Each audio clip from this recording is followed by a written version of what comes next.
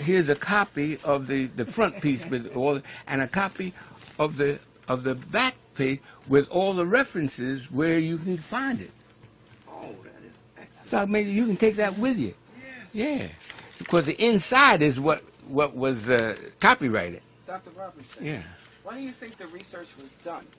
Was it to determine the intellectual difference? They thought it was going to come out differently. Yeah. Oh. That's why they copyrighted it. You ain't heard nothing about it, have you? No. That's why you have it. That's why you have it. So they didn't publish it? No, they ain't going to publish it. Oh, so they copyrighted it to keep it from being published. Now you got it. Now you got it. Well, of course. My brother and I read a book called The Mark of Oppression.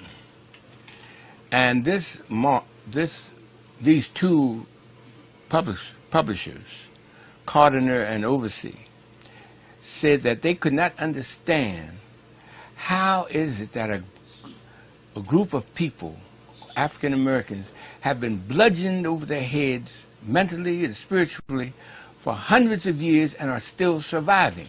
They couldn't understand it. And they said so in their book.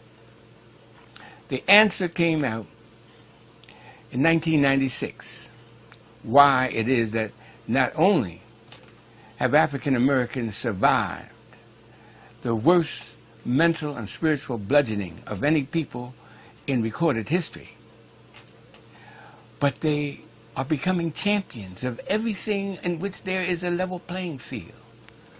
No matter what it is, we predominate in every field. This is why they won't teach our children African history, because they know that once our children get on the same level playing field as their white counterparts, that they will dominate just like we dominate in basketball, baseball, football, track and field, and anything else in which there is a level playing field. So that while they teach their children about the greatness of their European ancestors, they won't teach our children about the greatness of their African ancestors, because then that would be a level playing field in academia. And they know that we will predominate, just like all of these examples we've given them, that our children predominate when they know who they are from the African historical point of view. Now, here's what I found out in 1996. A group of geneticists wrote this book. Little tiny pen. Geneticists. Can you identify where they're from and the group, how it came about? Yeah, okay. All right, sure. Yes, indeed. An organization is called the American Association for the Advancement of Science. The American Association for the Advancement of Science. Now, this organization is composed of people who study about DNA and the genome.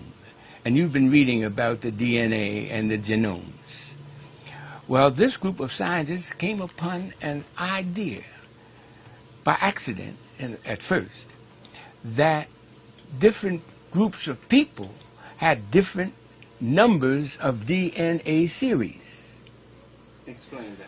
Now, a DNA series means that when your DNA is located, and say they get a hair from your head and they subject it to certain tests, they say, well, this is the DNA of Minister Brown, and yours is different from everybody else in the world, all right? Then they found further that not only are their DNA series different, but the number of DNAs in there are different in different groups. Whites have a different number of DNA, and blacks have a different number of DNA series. Apes have a different number of DNA series. Then they found this amazing thing, that the greater the number of DNA series, the smarter the person, the group is, the greater the probability of genius within that group.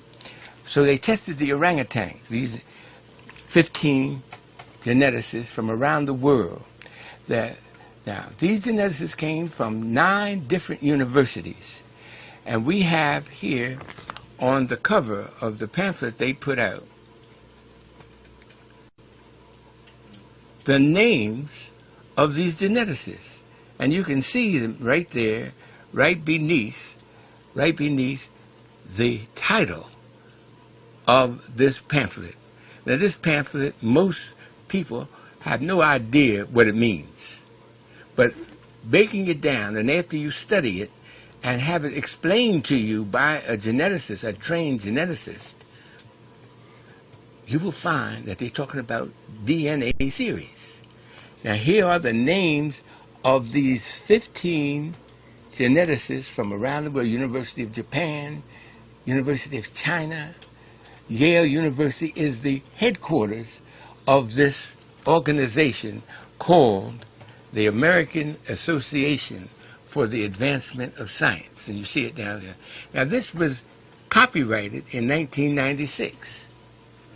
All right. What it said is this, and this is the mind-blowing part. It said that when they tested the orangutan, they found out he only had 3 DNA series. When they tested the gorilla, they found out the gorilla has 4 DNA series, because he's a little smarter than the orangutan. They tested the chimpanzee, which is an ape, and found that he had 5 DNA series. Then they went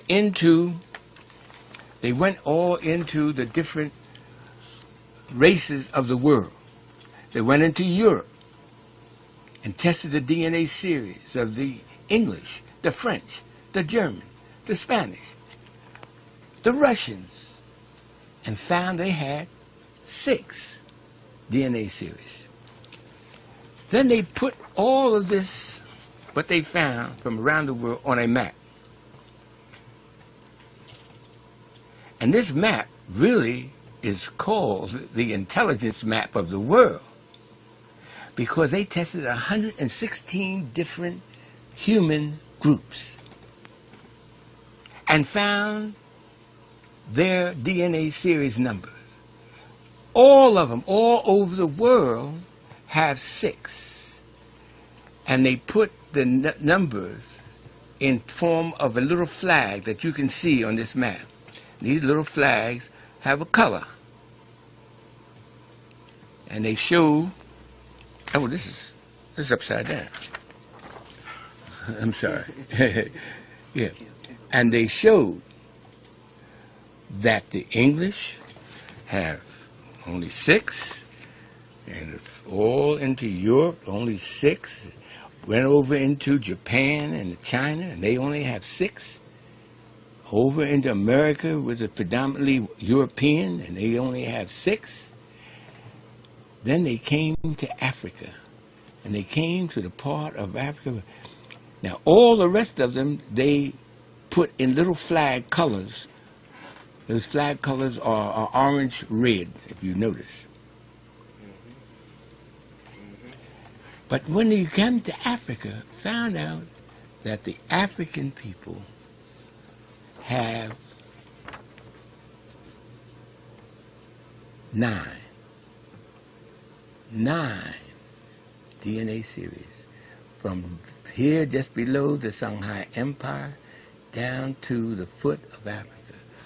All those 10 nations, of which African Americans descended from one of them. We have 9 DNA series, the greatest possibility of genius in our group. Now it's answered this age-old question. How can a people survive being told they're nothing for 400 years, never allowed to learn that they came from beautiful cities, and told they came from a jungle? How could a people survive?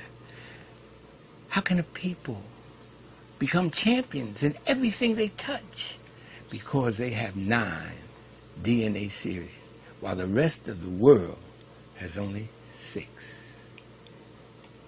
This is why they copyrighted this. And you'll notice on the outside of this, now this map is taken, I took this map right from this page here.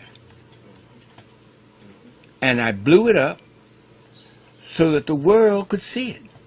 Even though this is copyrighted, I can't let you have this book because it's copyrighted. But when we broke it down and interviewed Dr. Kidd, the head, he's the chairman at Yale University, we broke it down into plain, everyday English so that the world would know that the African American is descended from those people who gave to the world the Great Pyramid, gave to the world science, gave to the world mathematics. A black man named Ahmose gave algebra to the world 3,700 years ago. It's in the world books, it's in the encyclopedias. They don't want our children to know this, because then that would make the playing field level for white children. And you know what happens when they made the playing field level in basketball and allowed black men to play. Out of 29 of the top seeded players in the world today, 28 are African American. When they opened up the Penn relays, when they opened up the Olympics and allowed blacks to run back in 1932, we've won all the gold medals. And the same thing will happen in the classroom when they allow our children to learn their African history. That's what this is saying. Dr. Robinson, are you saying that the African American also has 9 strands of DNA? I am saying that we are descended from the West Africans who have 9 DNA series. On this map, that these geneticists, you see the green down here? Yes. Well, that's where we're from. That's where African Americans are from. Did they test African Americans? They couldn't, they tested Americans as a group, whites. And they have 6. They didn't test African Americans because they know that we are the same people from West Africa. Oh, so they didn't have to? Didn't have to. Okay, that's true. That's true. How is it that you think that this evolved, that we evolved with 9 strands 9. below the Sahara? Well, it tells you in here. This book tells why. Preemie babies, when they're leaving the mother's womb too early, never develop to the same height that a baby that runs a full term. Right? Yes. White folks in the China, all mankind arose in Africa. All mankind arose in this part of Africa, right here. It's called the womb of Africa. That's the womb of Africa over here. Right there. Between the Middle East and... No. That Kenya. Uganda. Yeah, that area. All mankind arose there. The great-granddaddies of white folks, great-granddaddies of Chinese, great-granddaddies of Japanese, our great-granddaddies, all of us look the same. All look like apes. That was called Australopithecus. I don't know how technical you want me to get. Australopithecus was the granddaddy, great-great-granddaddy of all races. Now, they left the womb 800,000 years ago. Whites left the womb and wandered up into Europe, and the Chinese wandered over into Asia. And they left the womb before they were fully developed. That's why they did not develop melanin like we did. Those of us who stayed developed full term. They never developed the melanin stimulating hormone. This is why we're the only race on the planet that does not have head lice in our hair. Head lice. Head lice. They are little bugs. Yes. Yeah. Cooties, right. Cooties. We're the only race on the planet because we developed full term. We lost our straight hair, that animal hair, over 150,000 years ago. You see, all other races have headlights because they never developed fully. Melanin is this magical chemical that is developed on the 5th layer of the epidermis of your skin. Now, we've been brainwashed to believe that the less melanin you have, the prettier you are, because that's the brainwash. Yes. That's like saying a naked person is prettier than a person with beautiful clothes on.